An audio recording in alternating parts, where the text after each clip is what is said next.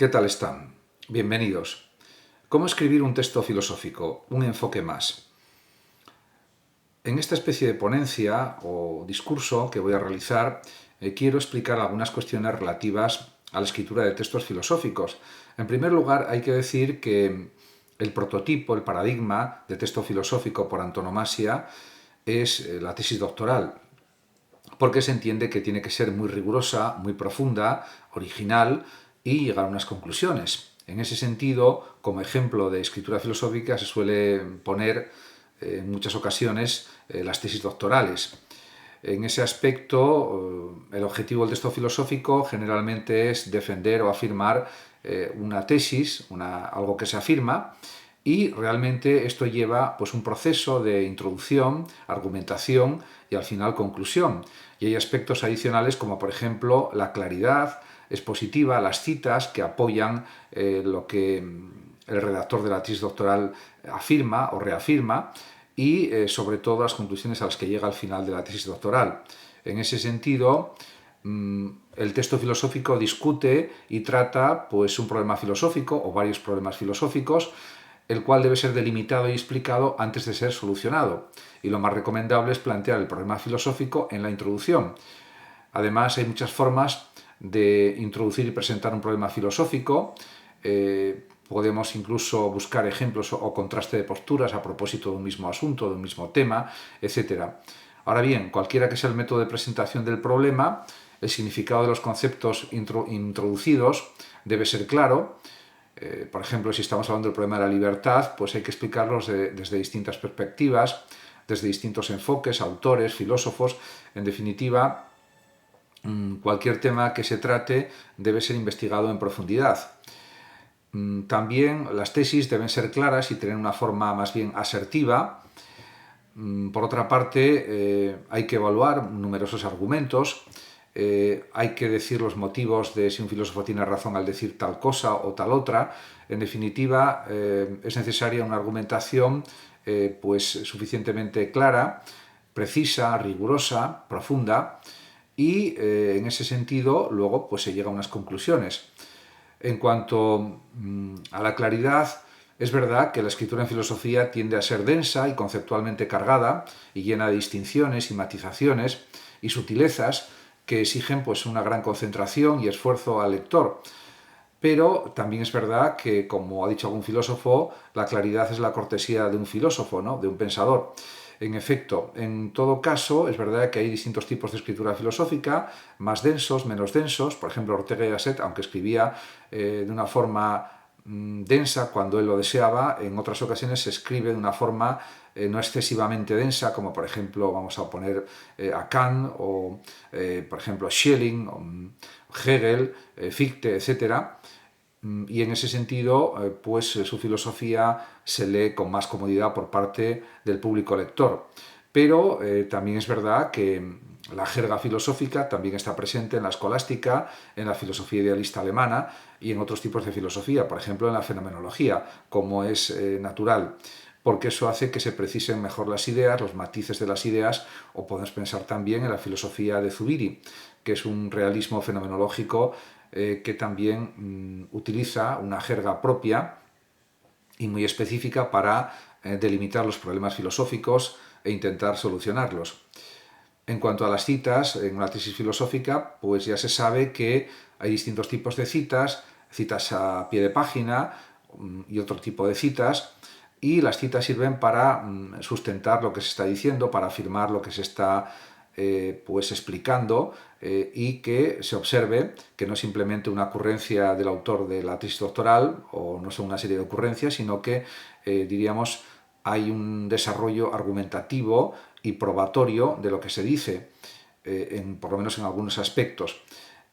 Por supuesto, todo esto forma parte de la técnica de realización de una tesis doctoral. Ahora bien, es verdad que hay otros enfoques diferentes y voy a citar algunos. Por ejemplo, podemos considerar que el pensar escrito, que sería la filosofía, puede adoptar formas muy diferentes. Podemos intentar buscar nuestro propio estilo filosófico, aunque yo creo que cada persona que escribe filosofía tiene su propio estilo. lo único que tiene es que reafirmarlo,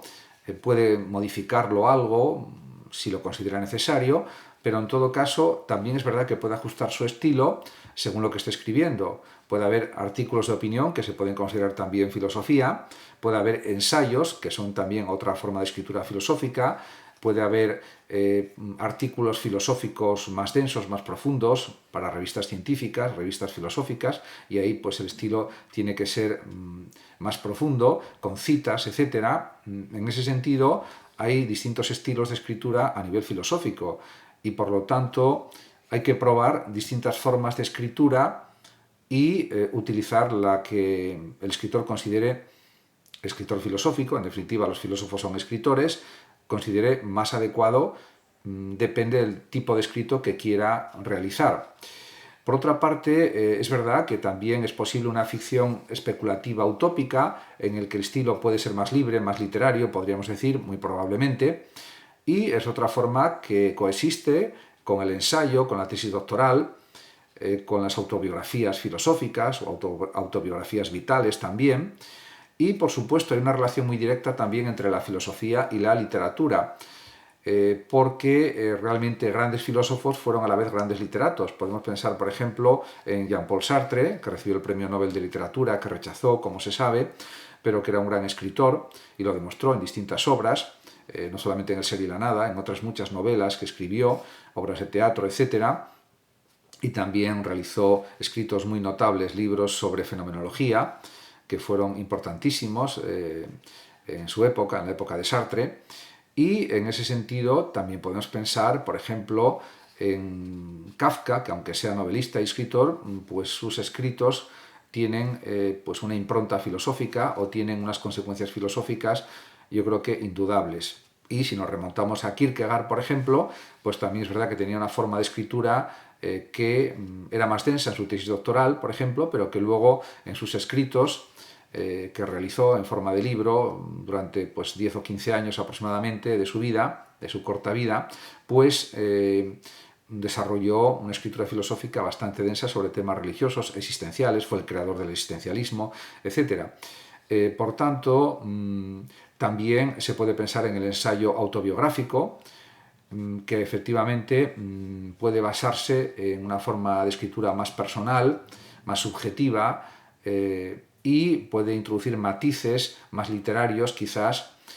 que también tienen relación con la filosofía. No hay que olvidar que, por ejemplo, Unamuno, en sus libros más importantes, pues destaca el aspecto literario de su existencialismo y crea frases realmente con una gran belleza literaria, y el propio Unamuno es consciente de que está escribiendo a la vez filosofía y literatura. En ese aspecto también Ortega, por ejemplo, en sus estudios sobre el amor y en otras obras, pues también emplea un estilo filosófico pero a la vez literario. En ese sentido, quizás es cierto que una de las cosas más complicadas es encontrar el propio estilo con el que el propio filósofo, el propio escritor esté a gusto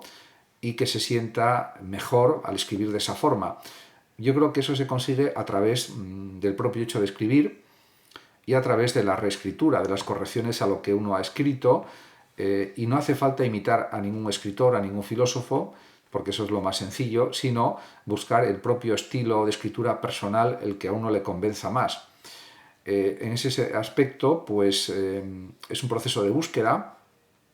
y aunque actualmente lo que suele desarrollarse más es un estilo más ligero, menos profundo, menos denso,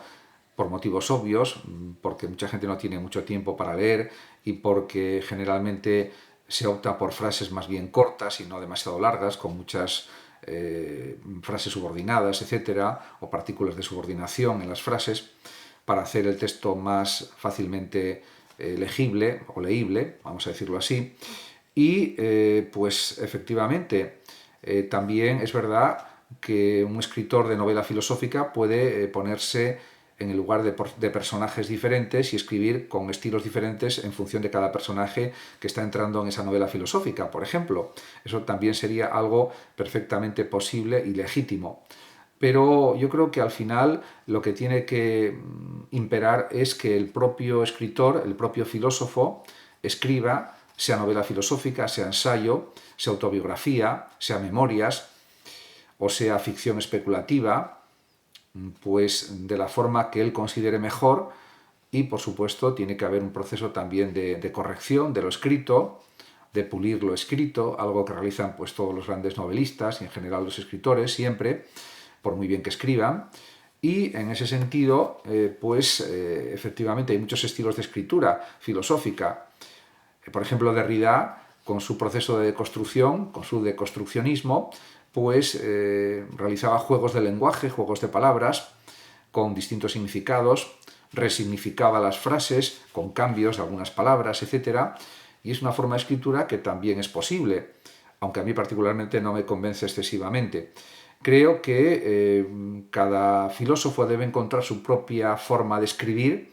aunque puede ir variando a lo largo del tiempo y también puede ir evolucionando, como es lógico. Y, por supuesto, hay que entender que, por ejemplo, hay formas de escribir filosofía muy, diríamos, profesorales, como la de Kant, por ejemplo, como la de Hegel, como la de Fichte, como la de Schelling, o como la de Husserl,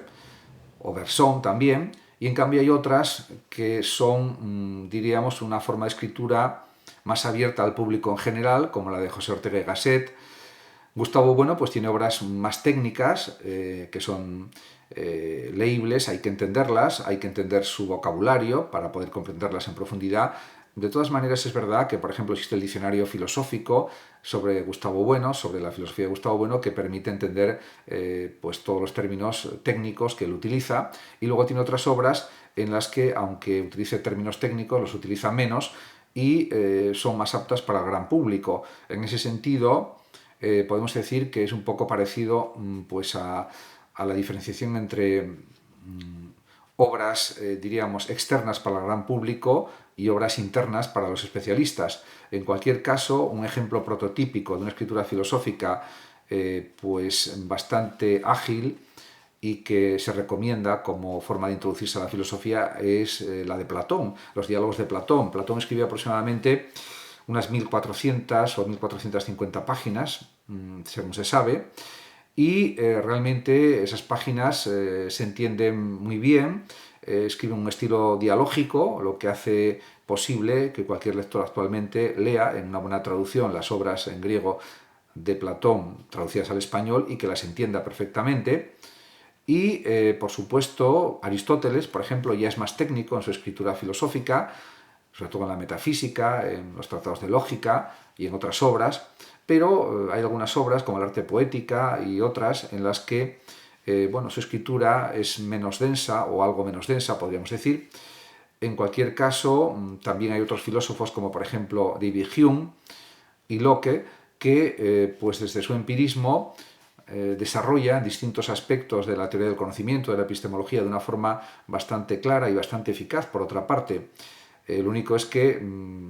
pues escriben de forma extensa sobre muchas cuestiones filosóficas y en ese sentido eso requiere pues un tiempo de lectura mayor, pero al final se puede entender perfectamente su escritura filosófica, incluso por personas que pues no conocen toda la terminología filosófica a fondo.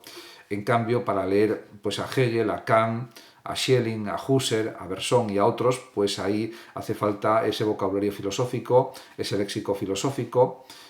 para poder entender perfectamente sus obras.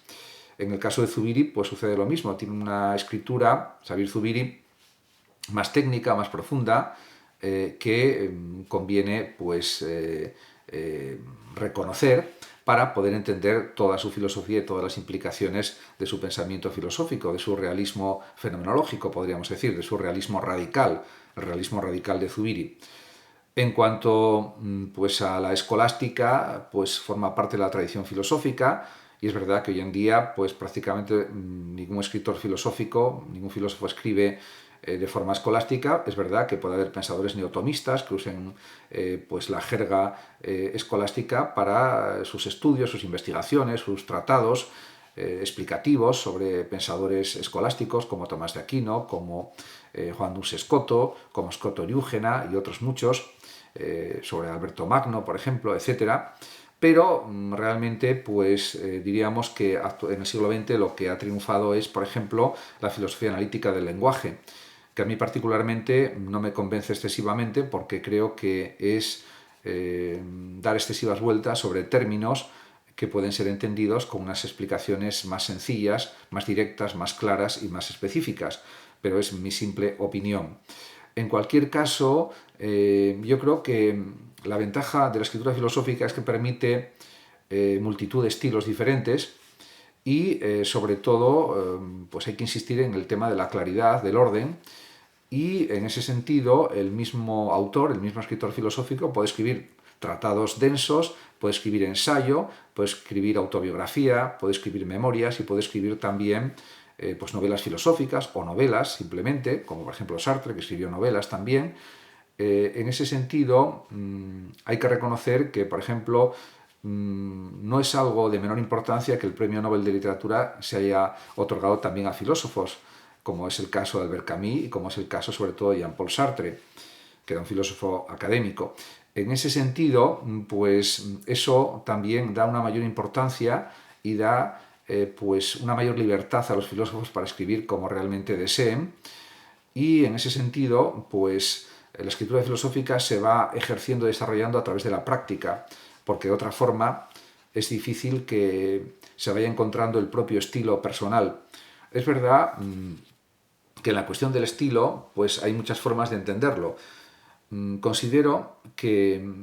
el estilo tiene que ser en parte intuitivo, partir de la libertad del autor a la hora de escribir, y por supuesto ese estilo puede adaptarse al tipo de libro que se esté escribiendo. No es lo mismo escribir una novela, por ejemplo, policíaca, que escribir de novela negra, por ejemplo, o que escribir una novela costumbrista, que escribir una novela utópica, etcétera. Hay que adaptar el estilo quizás a esos distintos tipos de género o de subgénero, aunque hoy en día los géneros se mezcla literatura con la filosofía, la novela negra con la novela a secas, vamos a decirlo así,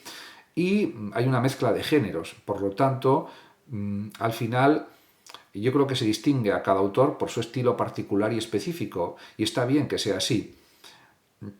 Es cierto que nos puede gustar más o menos un tipo de escritura, un estilo de escritura, pero eso ya depende un poco también de las costumbres y costumbres lectoras de cada lector, precisamente, porque es verdad que hay personas que les gusta una escritura más densa, con más oraciones subordinadas, más descriptiva, otros prefieren una escritura menos descriptiva o menos densa, y depende del tipo de escrito, pues se puede utilizar un tipo de escritura más denso o menos denso. Por lo tanto, eso está sujeto a numerosísimas variaciones. En cualquier caso, es verdad que la escritura ayuda a perfilar el estilo también, y cada libro que se escribe, cada nuevo libro que se escribe, ayuda también a quizás mejorar el estilo de escritura o darle un enfoque nuevo o darle unos matices nuevos que quizá agraden más al mismo autor y también de repente agraden más a los posibles lectores. Por otra parte, algo que suelen decir los editores, y lo dicen mucho, lo dicen editores de distintas editoriales en España y en general en el mundo, es que lo principal a la hora de escribir, sea filosofía o sea literatura, o las dos cosas, porque al final la literatura podemos unirla a la filosofía y la filosofía a la literatura, de lo que se trata es que el escritor sea auténtico con lo que escribe y que realmente escriba como él quiera, como él desee, porque eso es lo más decisivo, lo más importante para que se sienta a gusto con su propia obra, y generalmente el estilo personal o muy personal suele agradar siempre a los lectores, porque es un estilo auténtico, no es un estilo que esté imitando la escritura de otros pensadores, de otros autores, y por lo tanto eso hace que se diferencie de los demás escritores o filósofos, y eso está bien, eso es muy positivo. Cada escritor tiene que tener su propia voz personal, y eso pues es lo que a la vez le hará sentirse mejor a la hora de escribir, sentirse más seguro a la hora de escribir y sobre todo escribir con más autenticidad, insisto, con más verdad y sobre todo de una forma quizás más fluida y sin miedo a decir las cosas como las quiere decir, como las quiere expresar de forma escrita. Eso me parece que es lo más importante, sobre todo. Y eso también lo señalan los editores, por ejemplo, de libros, porque de otra forma lo escrito sonaría como artificial o se vería como algo artificioso. Por tanto, la autenticidad y el estilo personal creo que es lo más decisivo. Muchas gracias a todos por su atención